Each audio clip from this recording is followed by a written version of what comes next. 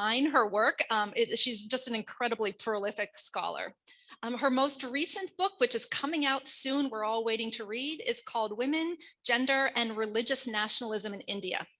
Amrita's research has been supported by the National Endowment for the Humanities, Social Science Research Council, John D. and Catherine T. MacArthur Foundation, Ford Foundation, Woodrow Wilson National Fellowship Foundation, and Peace and the American Institute of Indian Studies. She's served on editorial boards with a long list of journals that I'm not going to go through the details of, but they're really impressive. I really look her up if you haven't heard her speak before. Dr. Basu will be providing the lecture, and then we have two commentary afterwards. First, Dr. Rebecca Tarlow. She is an associate professor of education and of labor and employment relations at the Pennsylvania State University, affiliated with the Lifelong Learning and Adult Education Program, the Comparative and International Education Program, and the Center for Global Workers' Rights. She's the co-founder of the Penn State Consortium for Social Movements and Education Research and Practice. Her ethnographic research agenda has three broad areas of focus, including theories of the state and state society relations, social movements, critical pedagogy and learning, and the third, Latin American education and development.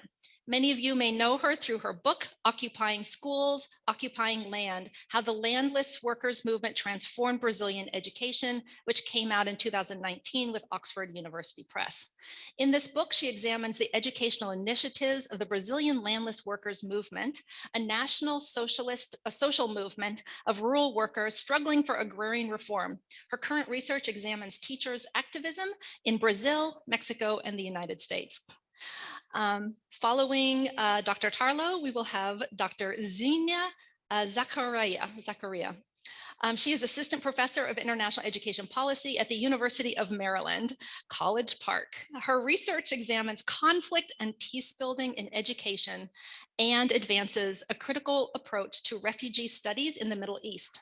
These interests stem from over 2 decades of educational research, teaching, and school leadership in war-affected contexts.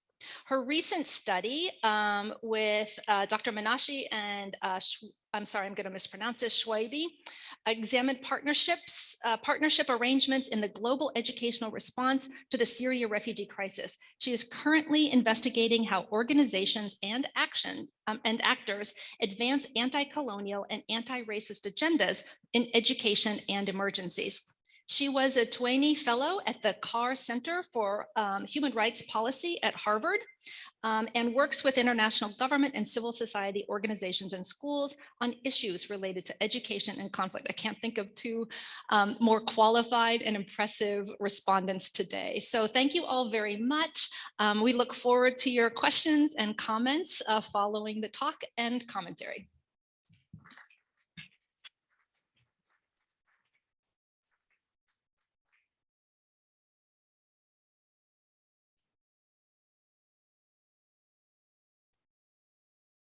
सरों पर जब बिजली कड़कड़ कड़केगी हम देखेंगे बस नाम रहेगा अल्लाह का जो गायब भी है हाजिर भी जो मंजर भी है नाजिर भी उठेगा अनल हक का नारा जो मैं भी तुम भी हो और राज करेगी खल्क़े खुदा जो मैं भी हूँ और तुम भी हो हम देखेंगे लाजिम है कि हम भी देखेंगे हम देखेंगे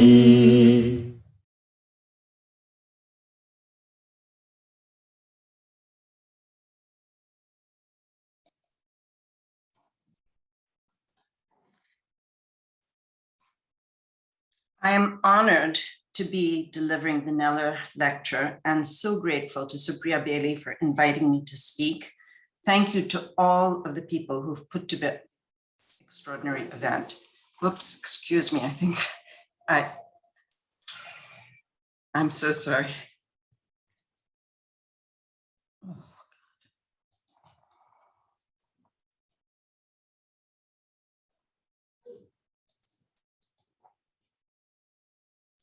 forgive me. I am so grateful to all of the people who have put together this extraordinary event.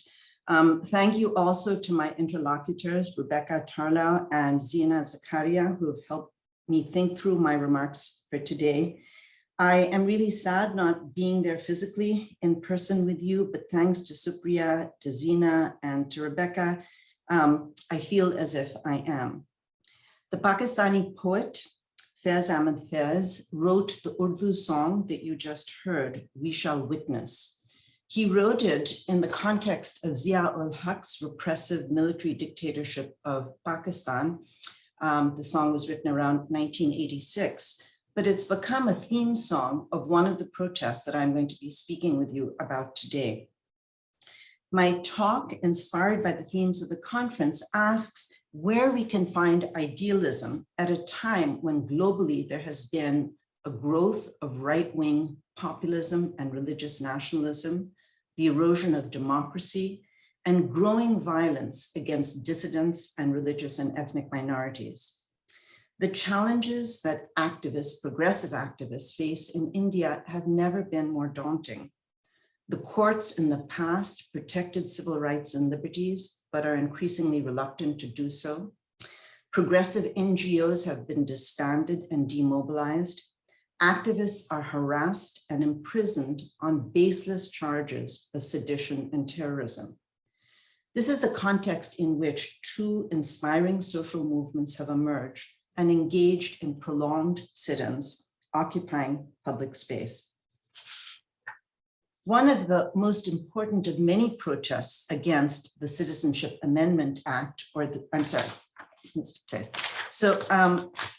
the government and the official media maligned these movements, their idealism sustained them. I find great solace in these movements. I often tell my students that our scholarship is in many ways autobiographical. And I don't mean that we literally write about ourselves all the time, although sometimes we do, but rather that our experiences, our fears, and our hopes all inform the questions that we study.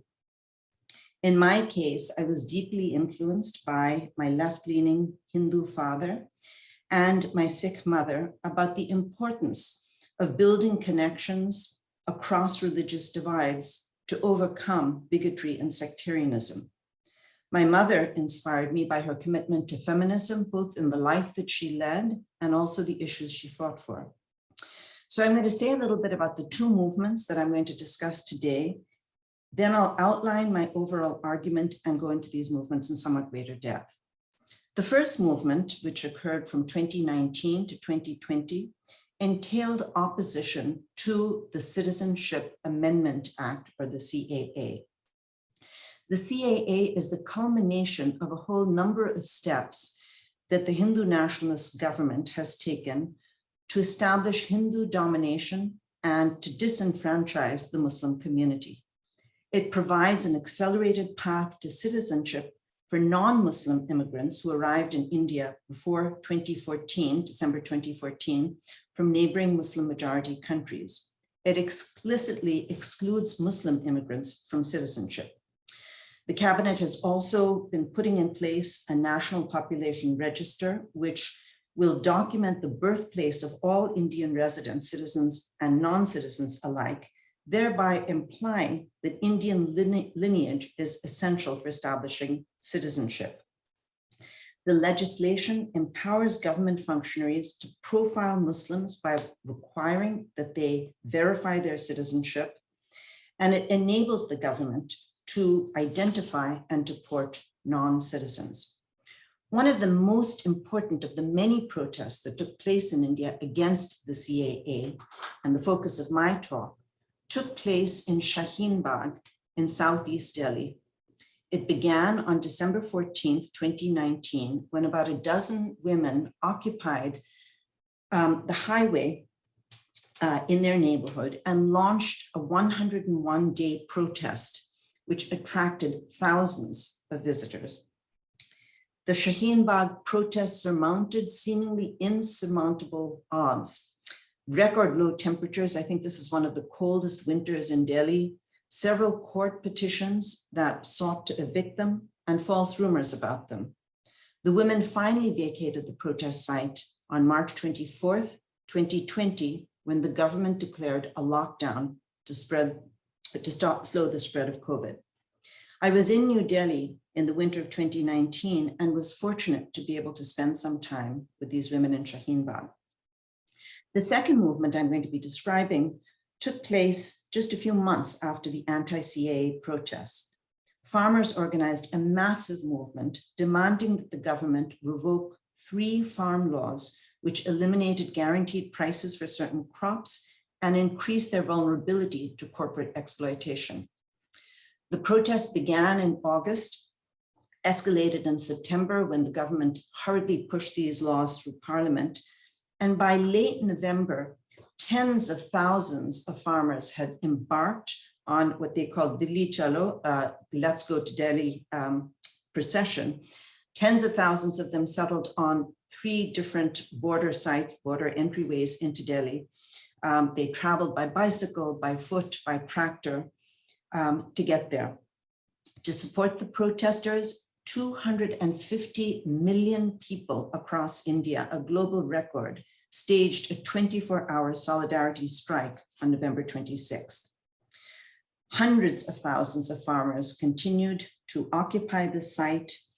They created makeshift border camps at several places. They brought enough food and other supplies that would last them a year.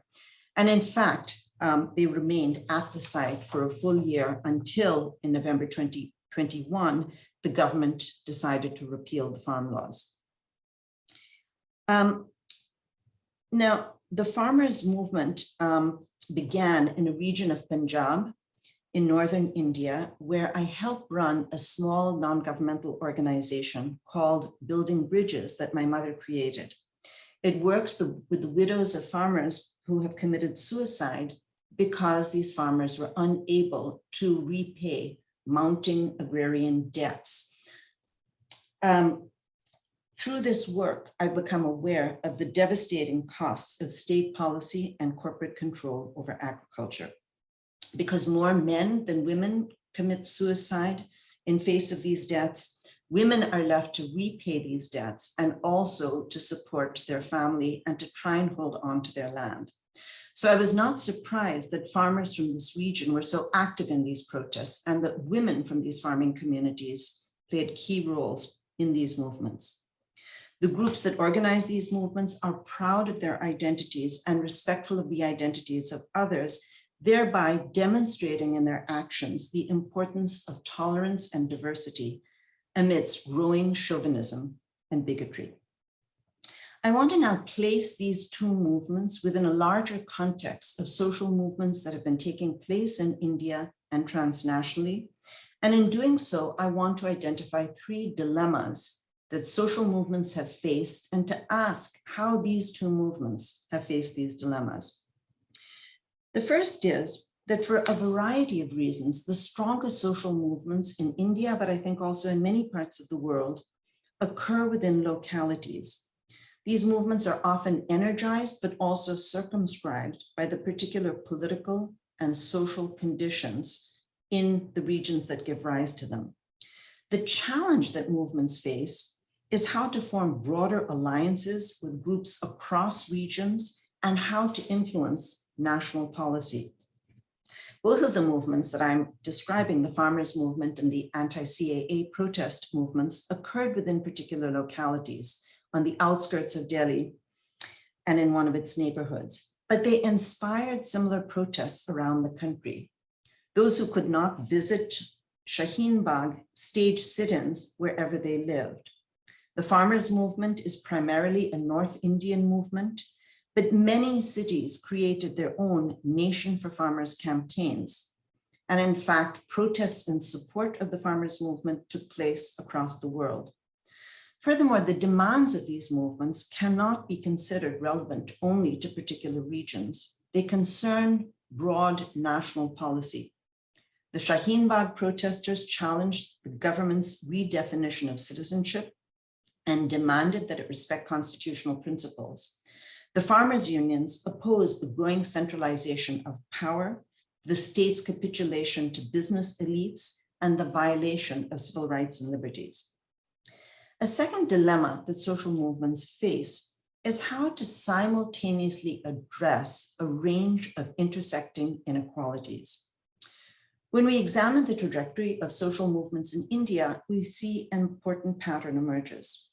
In the aftermath of independence after 1947, the largest social movements were organized by left parties, by the communist and socialist parties, and their main goal was to address class inequality. They didn't do as well in addressing caste, gender, and religious minorities, or the conditions of Dalits. This changed from the 1980s on for the next couple of decades, when there were a range of social movements that emerged, organized by Dalits, by women, by LGBTQ communities. However, as some scholars have pointed out, these movements sometimes devoted inadequate attention to poverty and class inequality. Since the turn of the century, left-wing progressive social movements have been eclipsed by the growth of the religious right, especially since the BJP came to power first in 2014 and 2019. And what's followed is not only the weakening of social movements, but also the growth of political violence, particularly targeting the Muslim minority community. Within this context, it's significant that the leading actors in both movements that I'm describing are religious minorities, Muslims in the case of Shaheen Bagh and Punjabi Sikhs in the case of the farmers' movement. Most activists in progressive social movements in the past did not call attention to their religious identities. By contrast, activists in both of these movements assert pride in their religious identities and see them as a resource rather than a liability in pursuing secular goals. A third question is whether movements which organize independently from political parties and are deeply democratic and inclusive can be effective in bringing about policy changes. Over the past 2 decades, there's been a wave of protest movements that might be described as prefigurative in orientation, in that they seek to demonstrate in their everyday practice what the broader goals they're trying to achieve. These movements often engage in cultural transformation through the arts and also demonstrate inclusiveness in their everyday practices. Although the struggles I'm describing occurred in India, they have much in common with sit-ins and occupation movements like Occupy Wall Street, the Arab Spring, and anti-globalization protests. I contend that both of the movements I'm describing were prefigurative in orientation. Both movements fostered egalitarianism among people across class, religion, and gender divides. They promoted civic responsibility for community welfare, while avoiding dependence on political parties, hierarchical organizations, or charismatic leaders. A key feature of both of these movements I'll describe were the leading roles of women. Many transnational movements, which are prefigurative in character, fail to achieve their longer-term goals of dismantling authoritarian regimes and ushering in democracy, or putting an end to exploitative corporate practices. This raises a couple of questions. Is there a trade-off between prefigurative orientations and approaches which are more instrumental or strategic and negotiate with the state? And how should we evaluate the impact of movements that fail to achieve their immediate goals?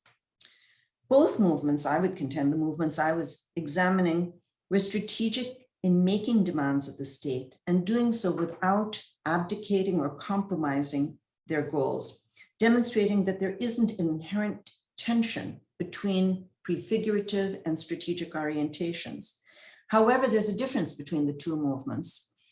The farmers' movement was more strategic than the Shaheen Bagh protest, in part because it commanded greater resources than the Shaheen Bagh protest. The Shaheen Bagh protest was more prefigurative in that it was more egalitarian with respect to gender and class issues.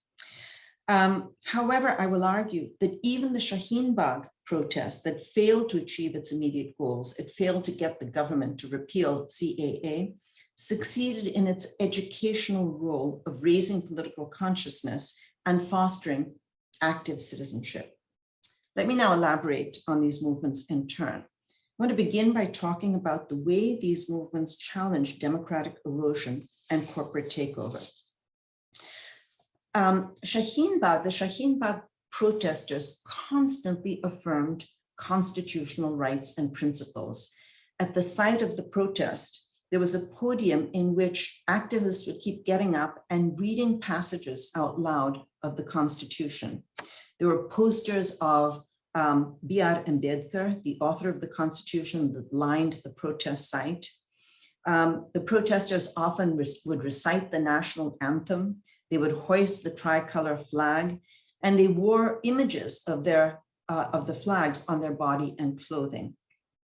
Now, on the face of it, all of this may seem more status quoist than radical. It's quite unusual to see protesters who are hoisting the national flag and singing the national anthem. The demand for citizenship can reproduce systems of exclusion, especially for minorities and for women. As Giorgio Agamben argues, citizenship rights can be inherently exclusionary because they're founded on the exclusion of the non-citizen. He argues that protests that employ what he calls constituent power replace one exclusionary law with another.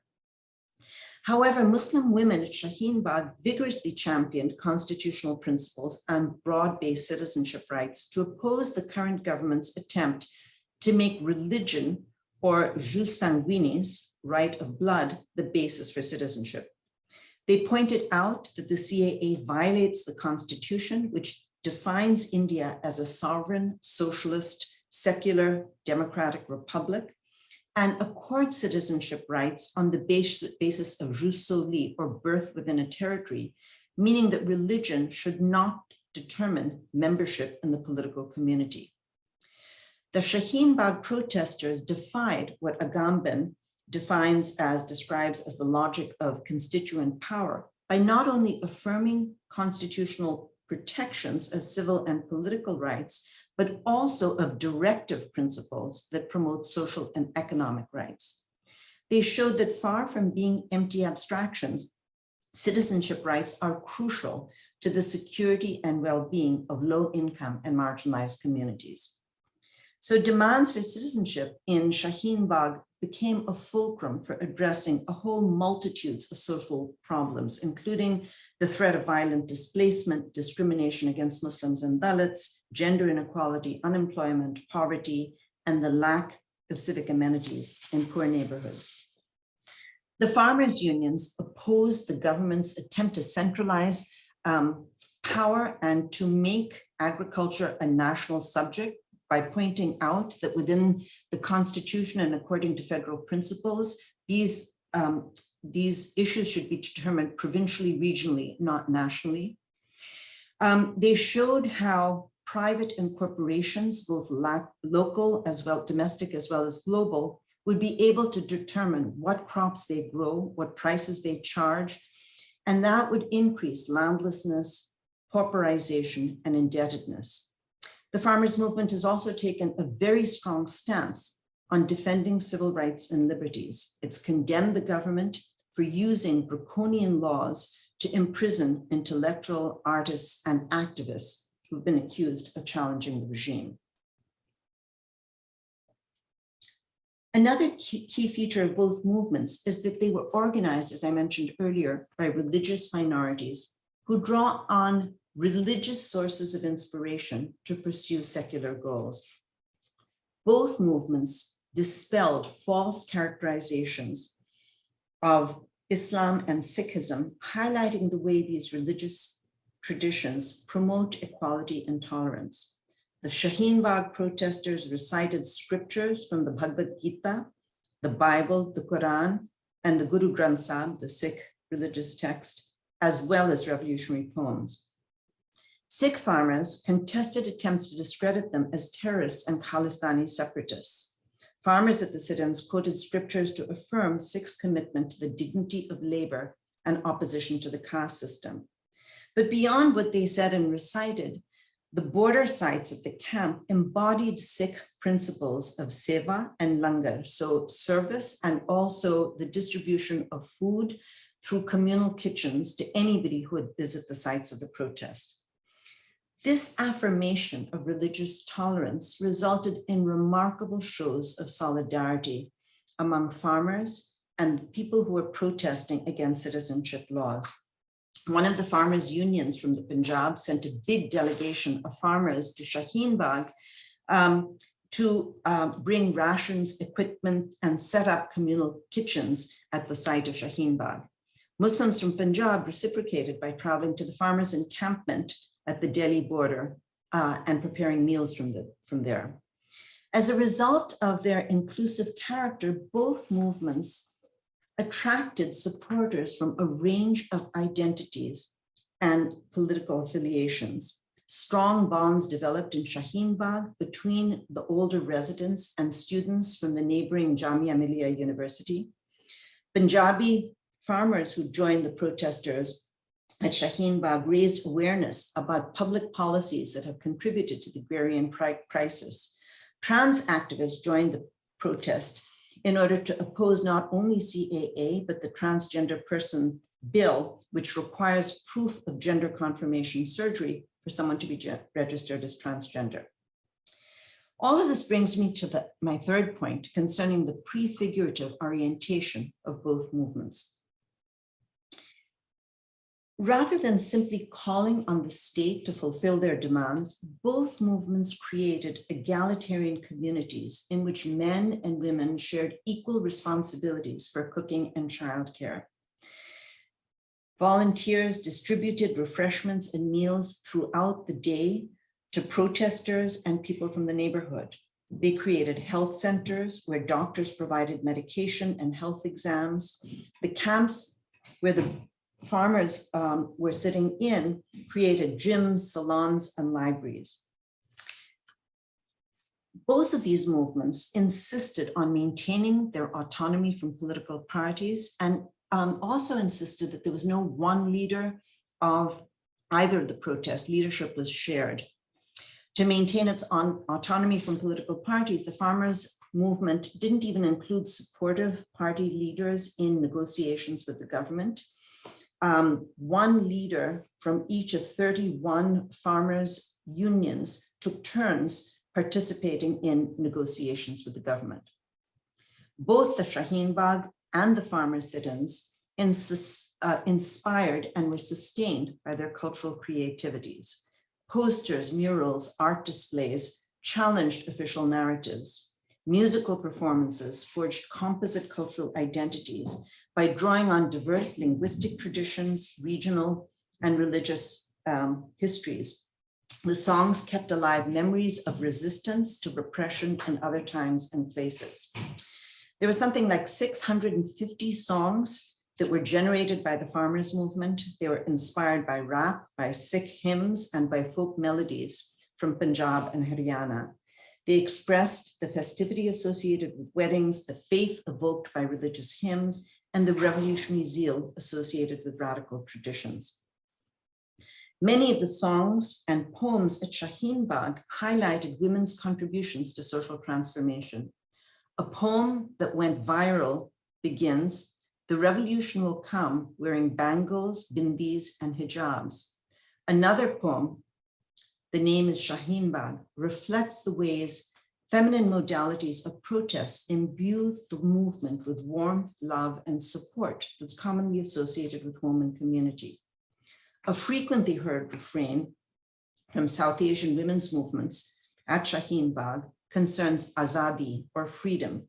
Its opening lines are, "My sisters demand freedom. Freedom is our right. We shall claim freedom, come what may."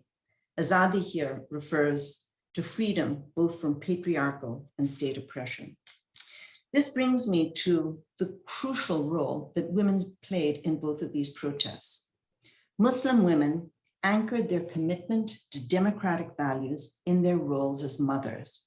They opposed police violence against their husbands, their sons, and their grandsons, who the state has framed as anti-national terrorists and sexual predators.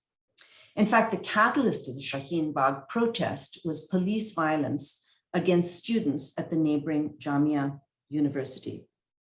The protesters challenged the Modi government's claim to empower women through programs like Save the Daughter, Educate the Daughter, while asking, how can Modi disregard the suffering of women girls who are sitting out on the streets protesting? In India, mothers have been at the forefront of protest against the government's repressive actions in Kashmir, in Assam, and in many other regions.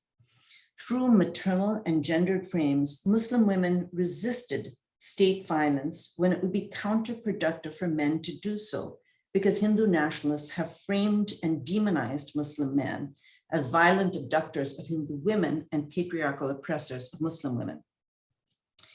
At Shaheen Bagh, women linked their responsibilities as mothers to their responsibility for national well-being.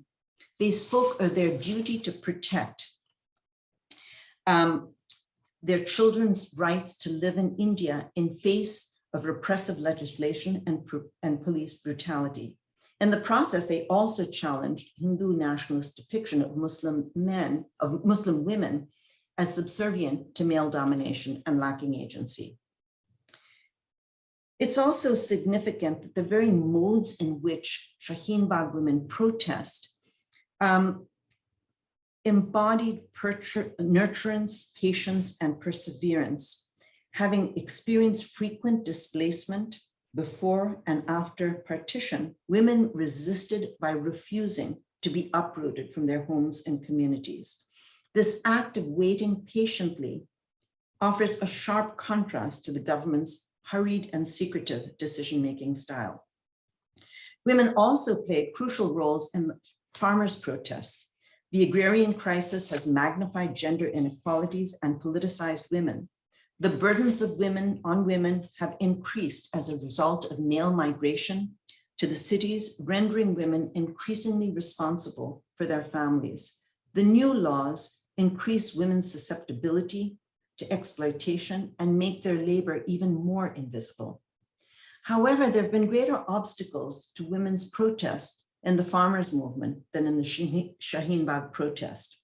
For one thing, the Shaheen Bagh protest took place in the locality where these women live, whereas women from the farming community had to travel long distances to Delhi to join the protest, thereby leaving behind their families and their responsibilities for maintaining the land.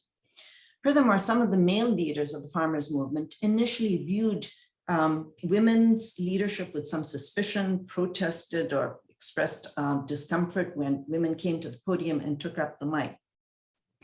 This changed somewhat over the course of the sit-in, where men gained greater respect for women's activism.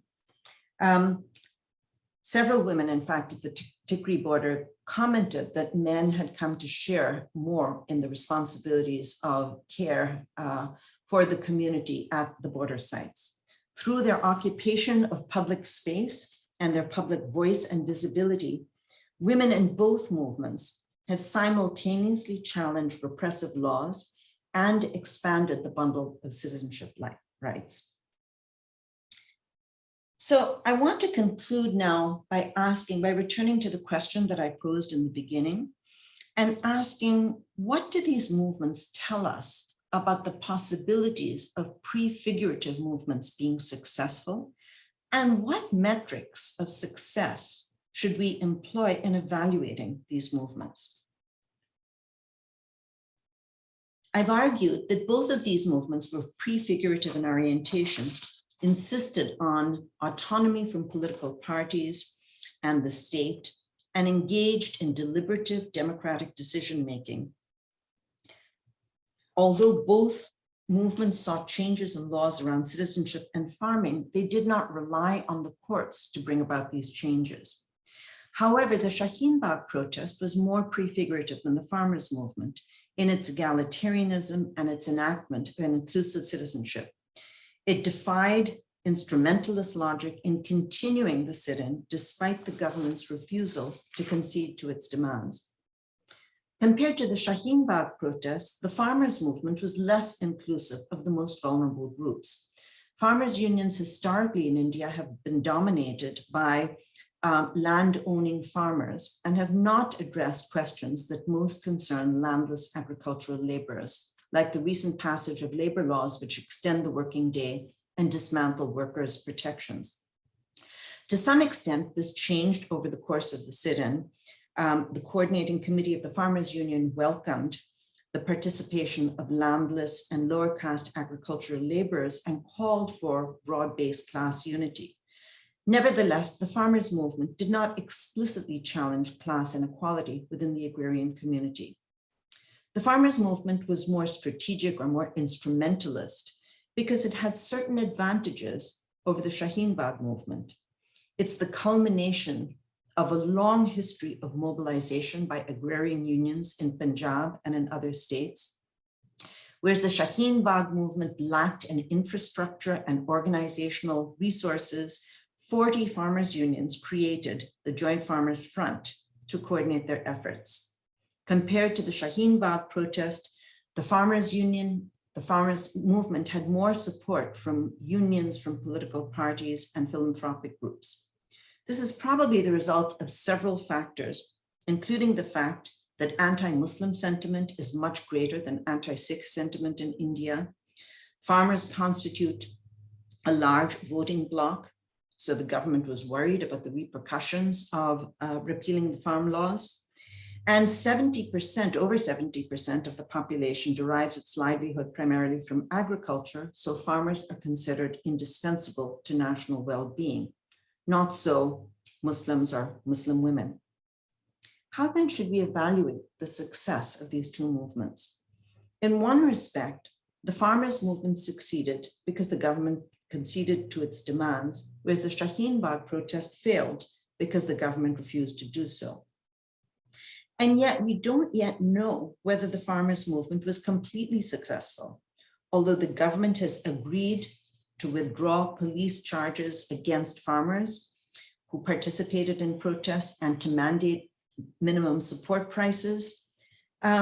Whether it will keep its promises remains to be seen.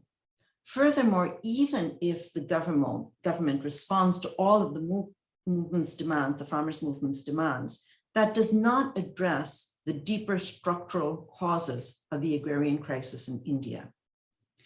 However, I would contend that sit-ins must be evaluated relative to alternative possibility under political conditions in which opportunities for expressing dissent are relatively limited, institutional channels are blocked, and national political parties lack power and imagination. Furthermore, and this brings us back to the central themes of the conference, these movements have profound educational value, both for Indian citizens and for us as educators, in revealing the power of ideas and idealism. They provide a trenchant critique of pro-poor populism and pro-corporate neoliberalism. They highlight the government's violation of federal and constitutional principles and its enactment of major policy changes with little deliberation and consultation. They refuted characterizations of religious minorities as being anti-national by demonstrating their commitments both to their faith and to secularism. Both movements provided alternative narratives to the official ones. The farmers' movement created its own YouTube channel and a bi-weekly newspaper. The Shaheen Bagh protesters expressed their political values through public art, music, and posters exhibits. The protesters challenged the Indian state's attribution of political discontent to a small group of disaffected political elites who want to divide the country. They showed that they had the support of a broad swath of society and that their demands weaken or deepen democracy rather than undermining it. Women showed the connections between their commitments to their families and to social and political change. They opposed the government's paternalism and insisted on their abilities to speak for themselves. Women from farming communities challenged the invisibility of their work and demanded social recognition for their labor. Muslim women at Shaheen Bagh challenge stereotypes of Muslim women being subordinated and oppressed by their faith. In describing the historical memories that inspire occupations of public squares, Atif Said writes, quote, "Spaces carry meanings that are constructed over time, deployed and reconfigured in the present, and carried forward as inspiration for the future. Both movements linked their attachment to the land and their identities, histories, and imagined futures. Both movements drew on past memories to overcome fear and express hope. The farmers' movement followed nationwide protest against discriminatory citizenship laws. Other movements will surely follow." Thank you.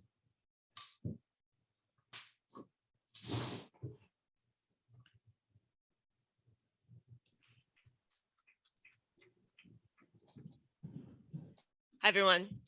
So it's an honor to have Dr. Amrita Basu here at CIES addressing our community of scholars and practitioners. I want to thank CIES President Supriya Bailey for centering women's activism in CIES by inviting Amrita to speak. Deserves a round of applause. For my comments, I will touch on two major issues. First, how the social, political, and economic processes that Amrita highlighted are relevant to contexts outside of India, in particular in Brazil and the United States, where I've done the majority of my own research. And second, the relevance of these movements for schools and education. As Amrita described, these two Indian social movements have many common characteristics related to the goals of these movements, the subjects who are leading them, and the process by which they are mobilizing. First, in terms of the movement's goals, they are challenging democratic erosion and corporate takeover. In the case of the farmer revolts, protest participants are reacting against what Karl Polanyi would have described as the state's imposition of the liberal creed on society and the transformation of land into a fictitious commodity, reducing land to the exchange price of the commodities produced on it, with disregard for the social relations that land is always embedded in. Social movements have been fighting this form of neoliberal globalization for decades, from the anti-globalization movement that rocked the world in Seattle, Cancun, and Miami, to debt relief protests throughout the global South, to the US Occupy Wall Street protest. In Latin America, the wave of left-leaning presidents that came to power in the 2000s in Brazil, Bolivia, Uruguay, Argentina, Ecuador, Venezuela, and Nicaragua were also a direct product of this resistance to the neoliberal moment and society's rejection of the free market as a solution to poverty and inequality. In the educational realm, CIES scholars have been documenting for more than 2 decades the negative effects of neoliberalism in our public schools and the need to fight against educational privatization in multiple forms, from vouchers and charter schools to the infiltration of private philanthropists into the public realm. The other goal of these two Indian social movements is the fight for an inclusive citizenship that requires both social and economic rights. This is reminiscent of the Brazilian social movements that emerged during the return to democracy in the 1980s in the urban peripheries, whose fight for cidadania, or citizenship, meant a fight for housing, roads, food, minimum incomes, pensions, and just as importantly, the right to participate in all of the decisions that were influencing their lives. In the United States, the immigrant rights movement is fundamentally about what it means to be a citizen, with the rallying call, "No human is illegal," that rejects exclusionary definitions of citizenship. In the educational realm, questions of citizenship and inclusion are the new terrain of struggle and research. In the United States, the attack on critical race theory is in defense of so-called impartiality, is proposing to erase from our history books any mention of the genocide of indigenous communities or the long and bloody histories of enslavement, because these histories make certain citizens, white and male, uncomfortable. In Brazil, similar movements in schools, the Escolas Sem Partidos, or schools without political parties, is attacking any curriculum that centers the experience of Afro-Brazilians and indigenous communities, or that discusses gender justice or LGBTQ rights. As education scholars, we need to focus our research not only on educational privatization, but moreover, the struggle over who is considered a citizen or even human in our schools and whose histories are told. The second theme in Amrita's talk has to do with the subjects of struggle. In India, the religious minorities, and to different degrees women, that are at the forefront of these social movements. Yet these are not simply new social movements invoking their identity in lieu of economics, but rather poor women from minority religious backgrounds who are fighting for social and economic rights. These intersectional struggles are not new. In the US, Black and Latinx feminists have been centering both identity and economic inequality for generations, as the Black women of the Combahee River Collective insisted in 1977, when they said that it was impossible to, quote, separate race from class from sex oppression, because in our lives, they are most often experienced simultaneously, end quote. In March 2018, the Black Brazilian feminist and activist Marielle Franco and her driver, Anderson Pedro Gomes, were shot dead in the streets of Rio de Janeiro by Brazilian police. The news of her murder went viral, touching the hearts of people across the world and setting off global protests in Africa, Asia, and the Middle East, without a doubt due to the fact that she was Black, female, queer, an elected city council member, and a socialist. In the fight against authoritarianism, women took a lead role in the US Pussycat protests against Trump in the United States in January 2017, and in the Ele Now, Not Him protests against Bolsonaro in Brazil in 2018. Black women have also been the leaders in the movement for Black Lives, which some of us learned more about on our amazing visit to the George Floyd Memorial, ground zero of the most recent iteration of the long struggle against anti-Black police violence in the United States. In the educational realm, these Black, immigrant, Indigenous, and poor people's movements have always centered education, from the US struggles for ethnic studies and Black Lives Matter in schools, to the Brazilian Black and landless movement's fight for university access and a radically different curriculum, to Indigenous struggles for educational autonomy throughout the Americas. Finally, the last component of these movements is their dedication to not only making demands on the state for a better world sometime in the future, but the prefiguration of the world they want to see in the current moment through deliberative and inclusive processes, direct decision-making, and equitable gender division of tasks, the collective provision of common goods, and an emphasis on cultural performance.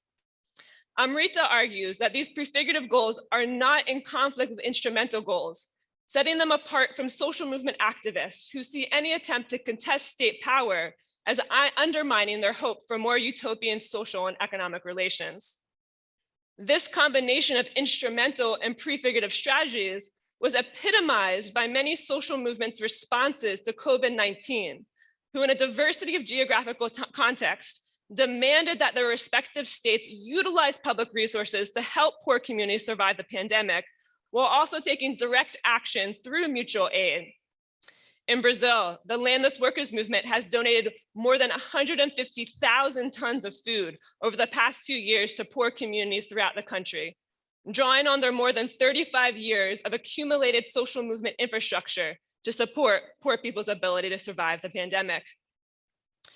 Education scholars must embrace this prefigurative orientation by not only documenting the problems, but also increasing our understanding of the potential solutions or the locations where educational utopias are being built in all of their contradictions and limitations.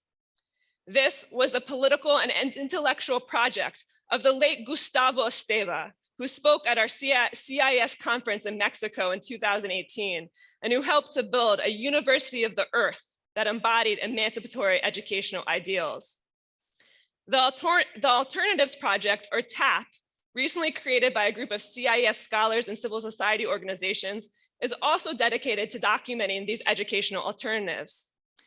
In Latin America, the examples of social movement educational initiatives are countless, from Frarian popular education to the Cuban literacy program Si Se Puede, the peasant movement La Via Campesina's agroecology institutes, the intercultural and decolonial educational initiatives in Bolivia and Ecuador, the high schools in occupied factories in Argentina, the Zapatista autonomous schools in Chiapas, Mexico, and the more than 2,000 public schools and hundreds of university programs currently co-governed by the Brazilian landless workers movement. In many locations, from Oaxaca to Los Angeles to Chicago, teachers' unions are also becoming robust social movements, combining their struggles for better working conditions with the demands for the schools that their communities deserve. Importantly, these educational struggles are always almost led by women who take the streets as teachers and mothers, politicizing the sphere of social reproduction. The late Aziz Chowdhury, a central figure for many of us in CIES, dedicated his life to writing about how we can learn with and from social movements. In one of his articles, he quotes Robin Kelley, who said that, quote, "The most powerful visionary dreams of a new society don't come from little think tanks or smart people or out of that autonomized individualistic world of consumer capitalism where raging against the status quo is simply the hip thing to do. Revolutionary dreams erupt out of the political engagement. Collective social movements are incubators of new knowledge," end quote. Indeed, what Dr. Amrita Basu's lecture offers us is this reminder that as education scholars, we need to look towards social movements for our pedagogical inspiration. In this moment of fascism and hate, it is these movements that will give us hope. Thank you.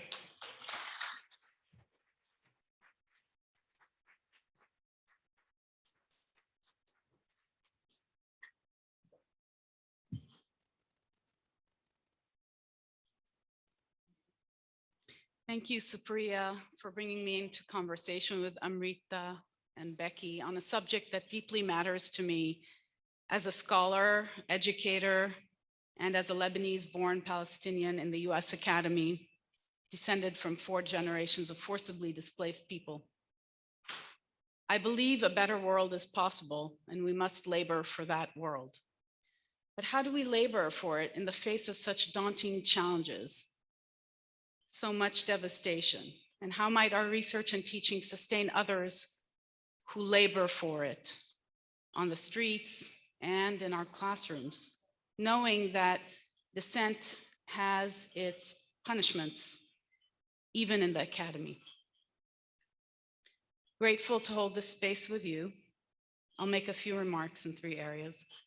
The first relates to the distorted and disproportionate attention given to some movements and crises and not others, via corporate media, research programs, funding, due to convergent political and economic interests in our field and elsewhere. The consequences of this attention and representation are significant, whether racialized, romanticized, vilified, or ignored.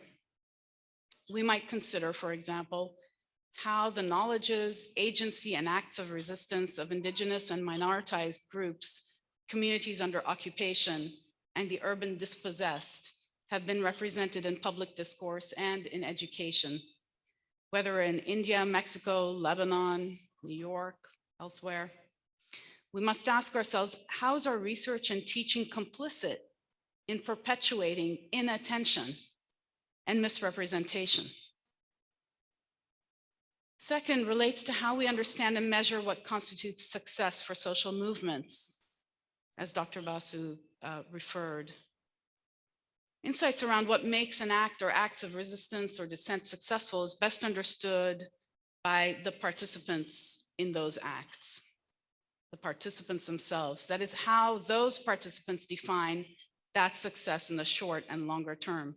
In that sense, success might be in the process itself, or it might be in what Eve Tuck and Wayne Yang describe as, quote, limited actions within limited colonial moments against colonial structures, unquote.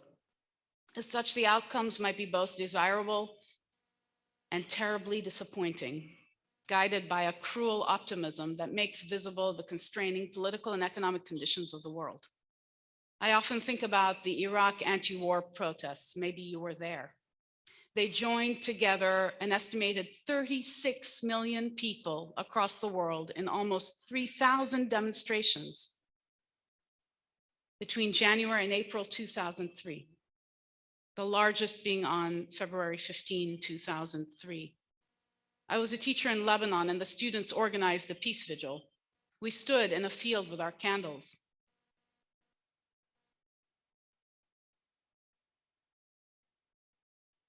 We stood.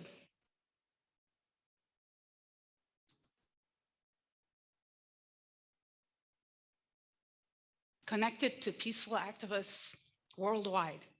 Still, the invasion of Iraq began on March 20 that year. I hang a photograph of that moment of hope in my office as a reminder of the promise of the possibility that our labor matters. How do we understand success in the face of such cruel optimism? Third, what can be learned from movements like India's Shaheen Bagh and the farmers' protests for our work as researchers and educators in comparative and international education? For example, how might we foster the kind of egalitarianism and civic responsibility for our collective welfare as reflected in these movements? How might we address hierarchies within research partnerships, teaching, and the academy itself? How might we defy authoritarianism? How might we too engage in diverse knowledges born of restless inquiry and experience and embodied through music, art, and street theater, as these protests do?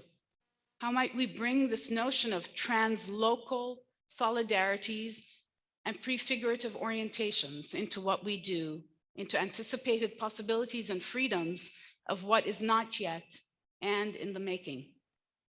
Through these movements, I posit, we might re-envision teaching, learning, and research as pedagogical acts of resistance and locate a tentative journey into possibility.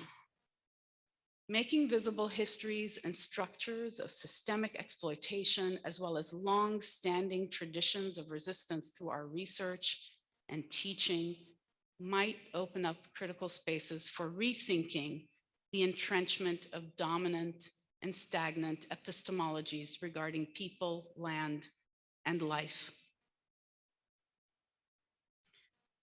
For seeing minoritized peoples as restlessly working towards a better world, and for our own roles in this work.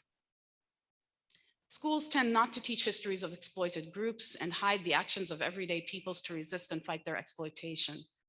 As a result, learning about these things later can lead to discomfort or despair or even pain.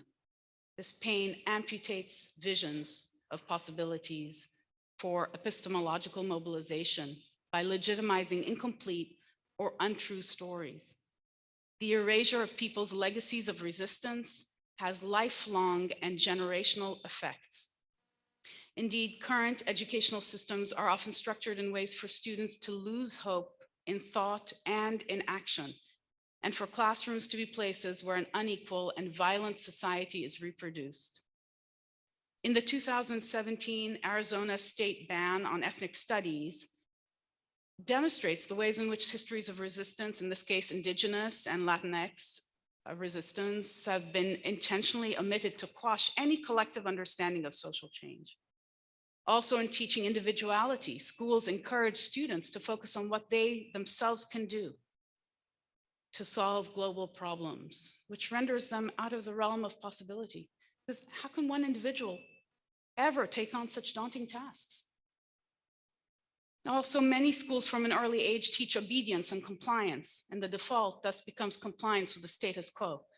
In September 2019, students in US schools were inspired to join 16-year-old Swedish climate activist Greta Thunberg in her global climate strike by walking out of classrooms.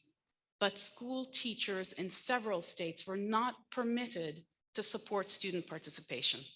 In some schools, students were suspended for walking out. In others, teachers were told to sabotage their own students who wanted to participate. And they did this by simultaneously scheduling quizzes that would force students to choose between the movement and their academic performance.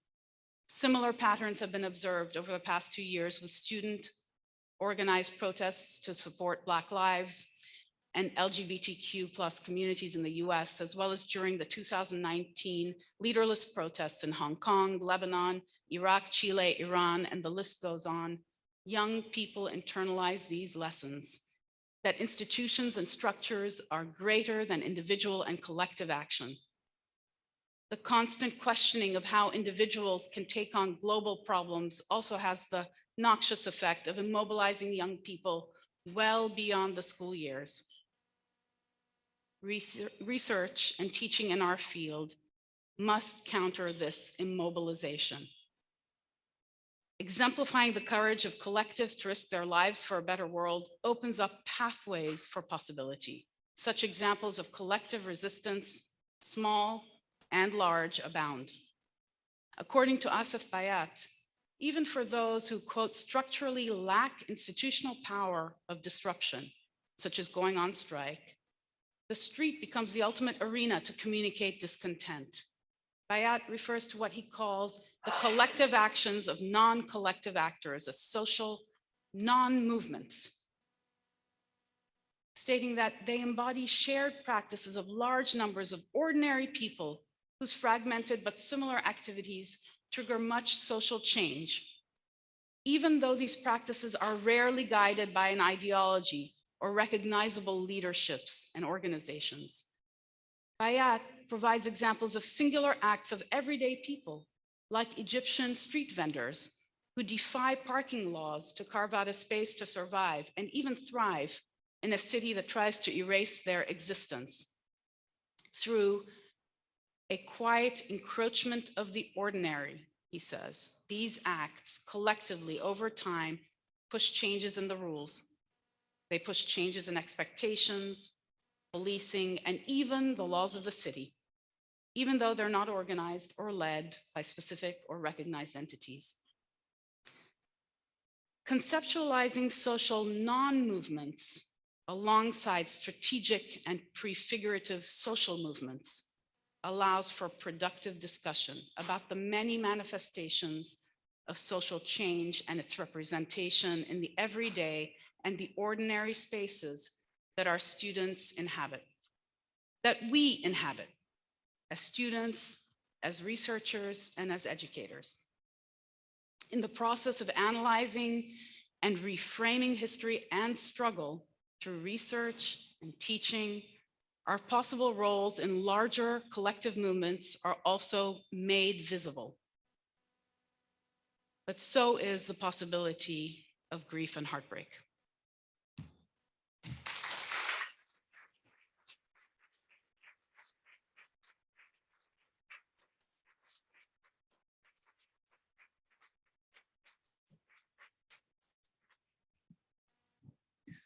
I want to thank everyone today. We only have 5 minutes left, which doesn't give us nearly enough time to ask a good question, comment, or engage in conversation. So I actually just want to thank everyone who was presenting today and for all of you for coming. Supriya has recommended we carry the conversation forward to provocations, which starts at 1:30. And I think that will be a wonderful place to continue this, as well as in the hallways, on the Zoom communication systems, and throughout the next year. So thank you all again, and a wonderful gratitude to our wonderful panel today. Thanks.